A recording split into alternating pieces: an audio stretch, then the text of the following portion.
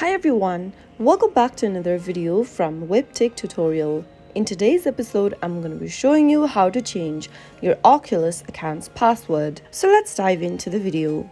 First of all, open your MetaQuest application on your device and make sure to log into your account as well. After signing in, tap on the menu button located at the bottom right. Now, select Settings from the option. Under Settings, tap on Password and Security option. Tap on the Continue button to end up to meta.com website, from where you can change your password and security options. Right where you see Password, tap on Edit and enter your current password in the first text box that you're currently using for the account. Once you are done with it, in the next field, type in the new password you would like to change to. Confirm the password by typing it again in the last field, and finally tap Save. Soon after you do that, you will be able to change your Oculus account's password. So that's how it can be done quickly.